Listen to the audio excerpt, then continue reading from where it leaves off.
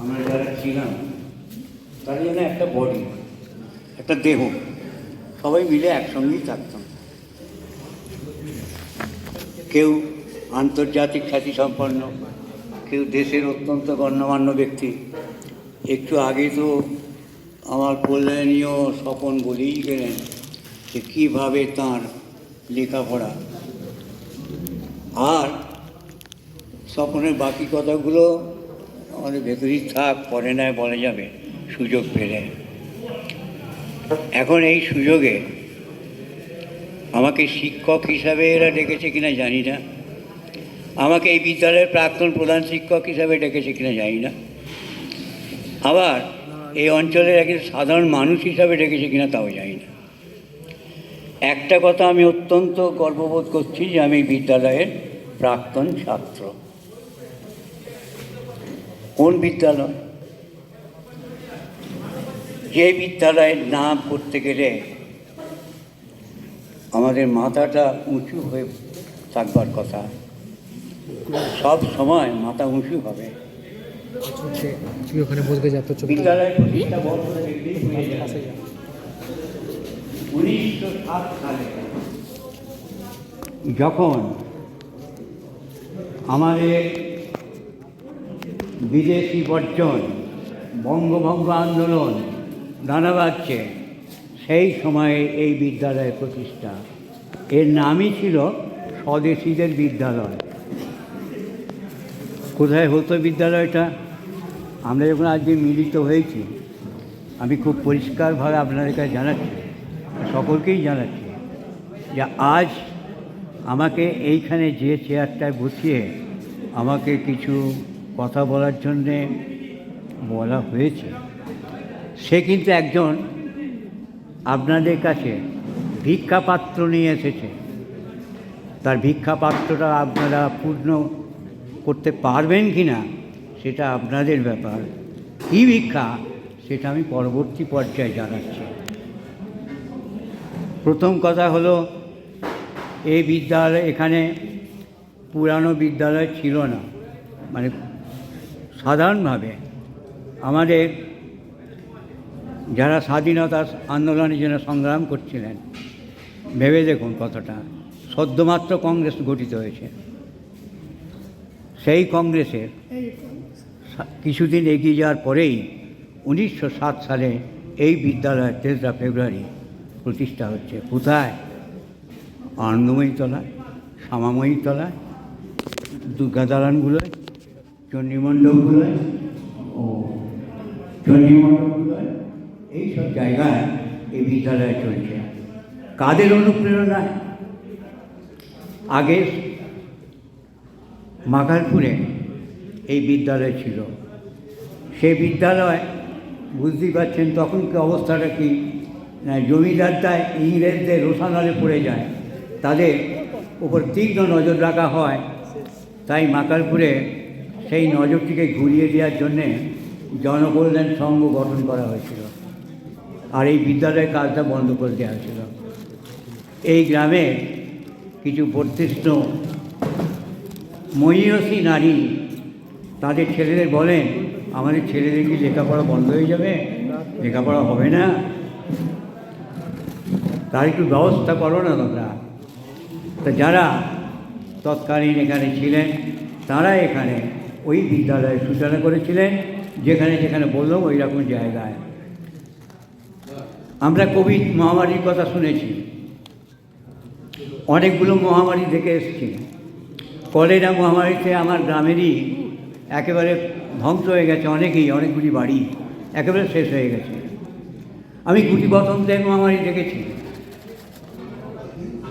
তীব্র সেটা। পাশে অজয় মুখোপাধ্যায় বসে আছেন, তার মুখখানা দেখুন, গুটি বসন্তের শিকার, ওই যে পাশে বসে আছেন অজয় মুখোপাধ্যায়। তো এইরকম তখন মহামারী আকারে, পরবর্তী পর্যায়ে কোভিড তো এসে গেল একায়। হ্যাঁ, তারপরে একটু খেয়াল করতে পারছি না যে এনসেফ্যালাইটিস এসছে, তাতে মারা গেছে আমার অনেক স্নেহের ছাত্রছাত্রী, অনেককে হারিয়েছি। আবার সেই কোভিড। এই জন্যে আজ যেখানে বিদ্যালয় ভবন, সেই বিদ্যালয় ভবনটি ছিল এক কেওড়া সম্প্রদায় পরিবারে। কলেরা মহামারীতে তারা একেবারে শেষ হয়ে যান।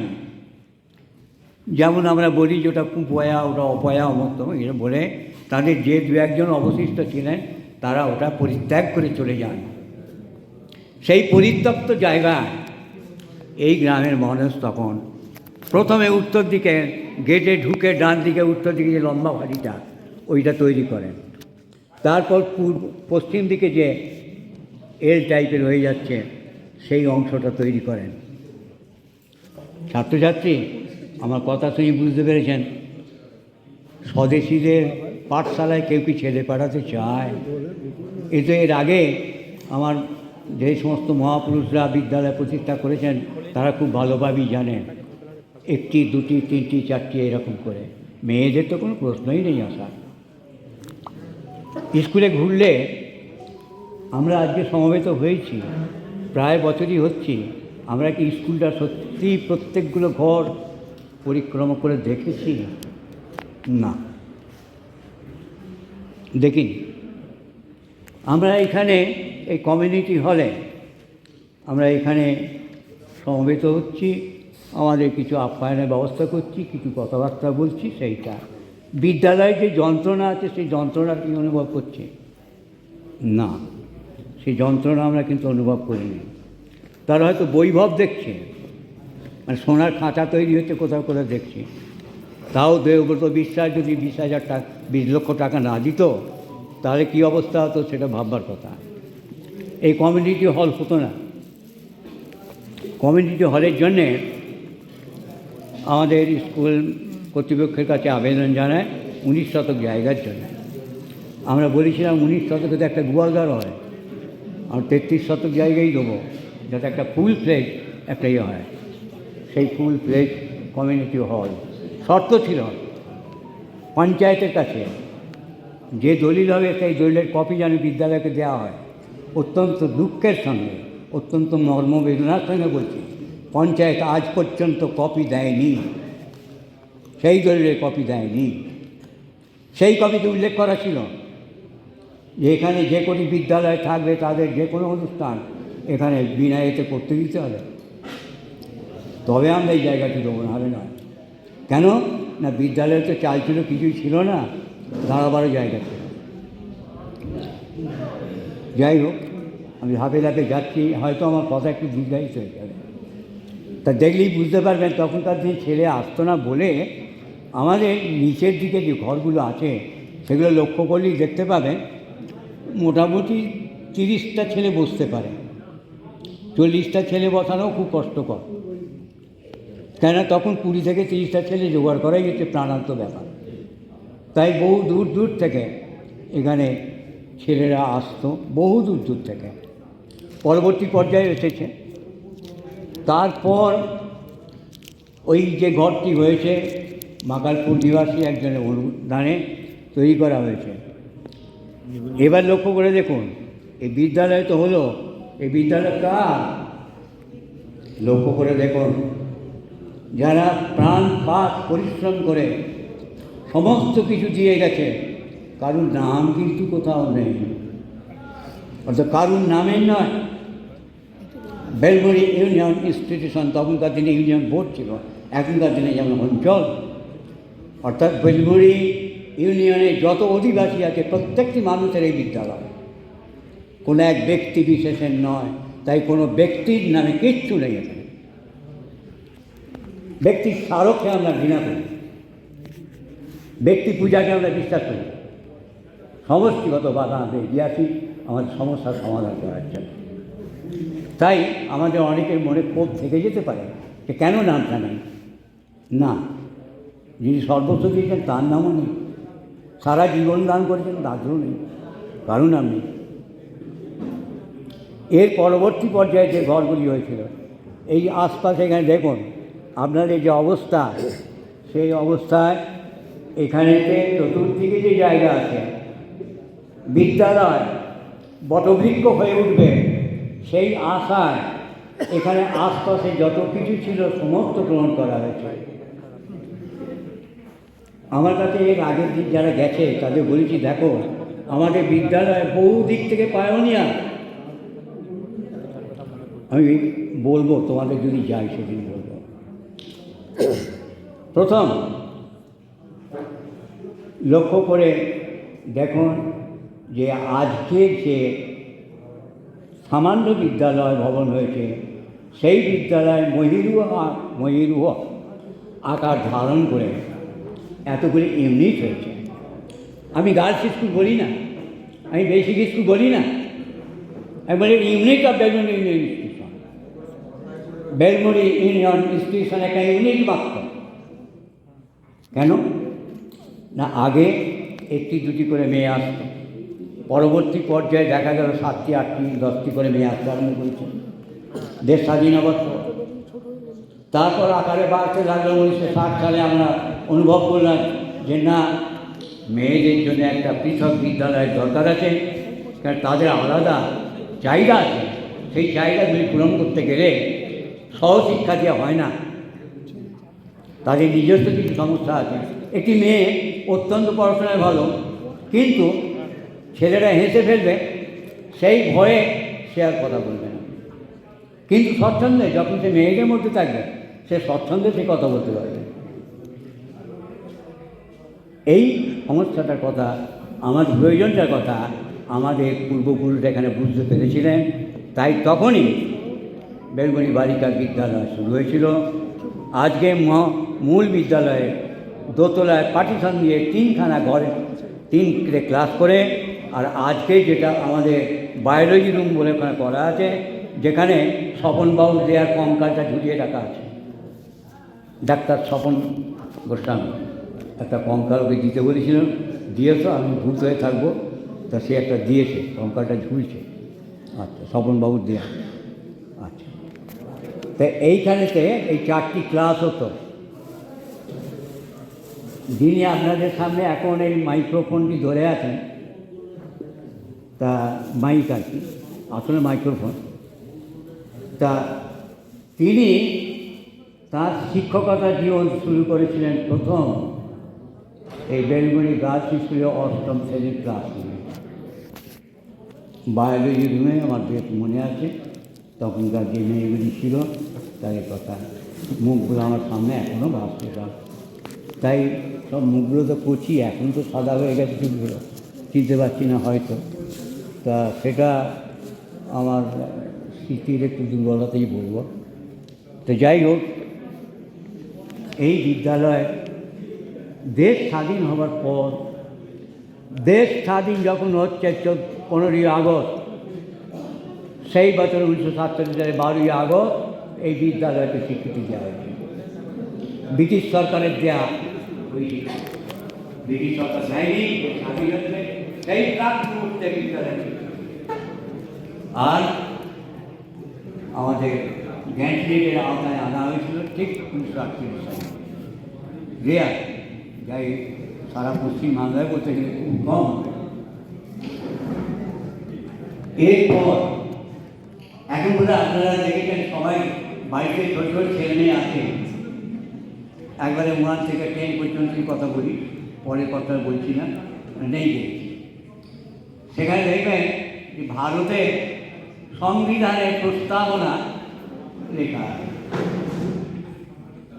প্রস্তাবনা দিতে হবে আমাদের সুপ্রিম কোর্টের নাকি অর্ডার, সেই অনুযায়ী প্রত্যেকটি বইয়ে দেখবেন সংবিধানের প্রস্তাবনা ইংরেজি বাংলা সব করা আছে।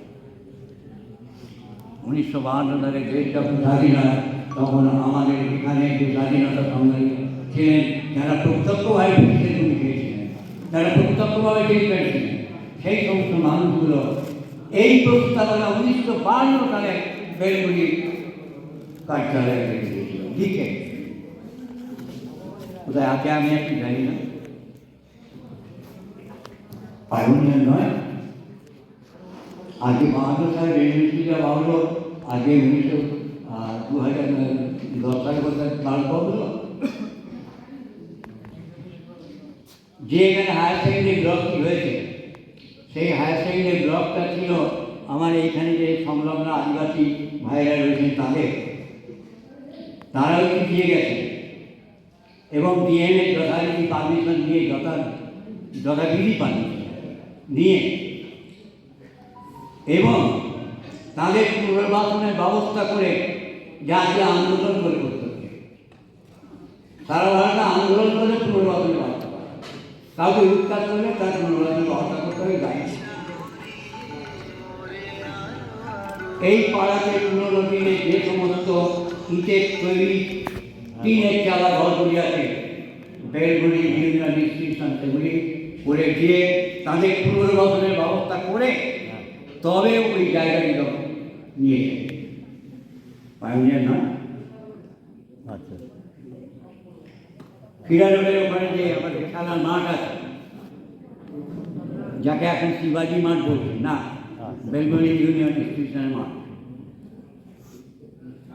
কেউ বলেন উচ্চারণ করে, ঠিক আছে, সেই মাঠ আমাদের মৃত্যুঞ্জয় কুণ্ডু দিয়ে গেছে মির্জানগর নিবাসে অর্ধেকটা এখন যে বলুন আছে তার দাদু দিয়েছে। আমি মঞ্জুরা বলছিলাম, আপনি চিনতে পারছেন? আমি জানি দিয়েছেন অর্ধেকটা বেলগুলি, অর্ধেকটা। কিন্তু জনসংখ্যা বাড়তে লাগলো। স্বপনবাবু আগেই বলে গেছেন 18 নম্বর বাস চলতে আরম্ভ করে দিয়েছে। কাজেই এখান থেকে দূরে গিয়ে ছেলেদের ওখানে এমনি প্রতি মুহূর্তে খেলাধুলার ব্যবস্থা করা খুব অসুবিধাজনক, তাই সংলগ্ন খেলাধুলার মাঠ নিতে হবে। দেখতেই পেয়েছেন সামনে বিস্তীর্ণ মাঠ রয়েছে। আমার মনে হয় এই মাঠটা যখন নেওয়া হয়েছিল তখন এটা ধান জমি, শুধুমাত্র তার আলগুলো তুলে দেওয়া হয়েছে, দিয়ে মাঠ করা হয়েছে। মাঠটি আজকে প্রায় 60-70 বছর হতে চলল, কোনো উন্নতি সাধন কোনো সরকার করেনি, কেউ ফিরে তাকায়নি।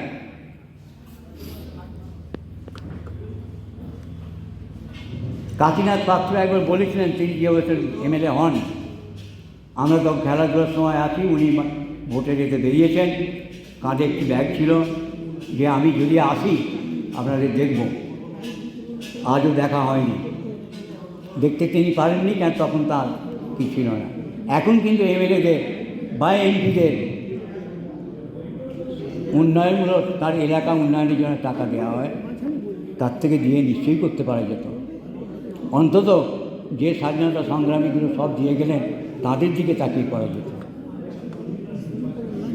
আমার ভিক্ষাপাত্র আজকে প্রসারিত করছে এইখানে, আমরা আসবো বছর বছর এইরকম মিলিত হব। আমরা যদি কমপক্ষে 8 লাখ টাকার একটা ফান্ড তৈরি করি, যা দিয়ে ওই মাঠটাকে আমাদের ঠিক যথাযথ একটা ক্রীড়াক্ষেত্রে রূপান্তরিত করা যাবে, সত্যিকারের মাঠে রূপান্তরিত করা যাবে। অর্থাৎ ওকে আর্ট করে মাঠকে তুলতে হবে, দেখলেই বুঝতে পারবে। অন্তত রাস্তাগুলি লেভেলে আনতে হবে এবং চারপাশে অন্তত একটা ফেন্সিং, এইটা মাঝখানে দেখতে পেয়েছেন জিমনাজিয়া দিনে একটা ব্লক তৈরি করা হচ্ছিল, সেটা নানান কারণে বন্ধ, মানে পরিত্যাগ করতে হয়েছে, ওটা পরিত্যক্ত। বাকি কথা ওর বিষয়ে বলছি না, বলছি না, কেন সেটা খুব গৌরবজনক নয়। যাই হোক, এইভাবে বিদ্যালয় এগিয়ে এসছে। তারপর তাকিয়ে দেখুন,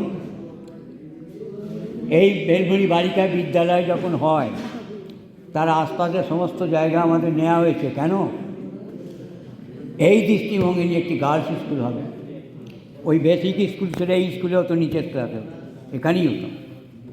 পরবর্তী পর্যায়ে ডটসেল বলে একটি কোম্পানি আছে, সেই কোম্পানি কিছু অনুদান দেয়, সেই অনুদানে আমার এই বেসিক স্কুলের ছাদ ঢালাই করে বেসিক স্কুলটাকে ওখানে স্থান তৈরি করা হয়।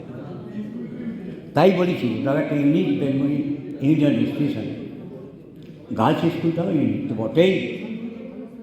অত্যন্ত ব্যথা পায় যখন এই গার্লস স্কুলের বুক স্থাপনা হয় কোনো এক বিশেষ বিজ্ঞাপনদাতার বিজ্ঞাপনের মূল্যে।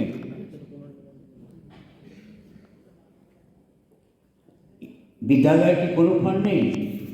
গুগলির সাহাবার মতো আমার এখানে বয়েজ স্কুলে যেভাবে সমস্ত ইনফরমেশন দিয়ে একটি বুকলেট দেওয়া হয়, সেই বুকলেট দিয়ে কেন করা হবে না?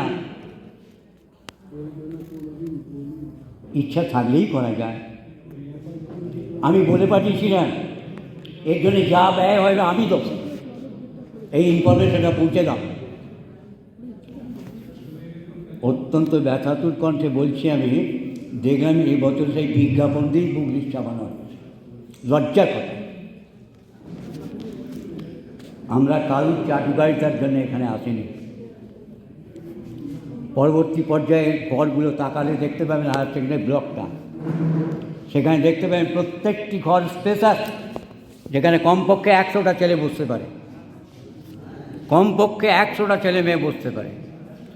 ল্যাবরেটরিগুলো সেইভাবে করা হয়েছে যাতে 30 থেকে 40টা ছেলে প্র্যাকটিক্যাল করতে পারে একসঙ্গে। আজকে এখন চতুর্থীতে গিয়ে আমি যখন যাই, বেলমুড়ি স্কুলের সেই ঐতিহ্য নাকি আর নেই, সব নাকি ধূলিসাৎ হয়ে গেছে। এখন ছেলেরা নাকি বাইরে যাচ্ছে, শিক্ষকদের নাকি আন্তরিকতা নেই।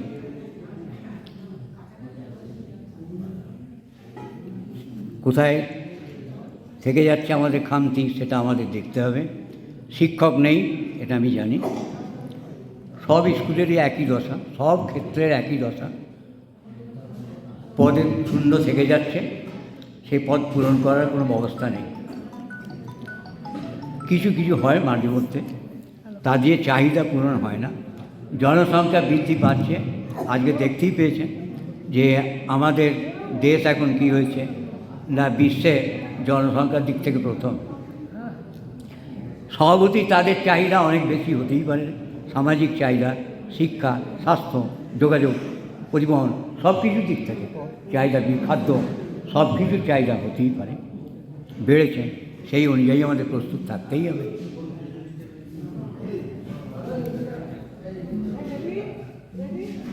এরপর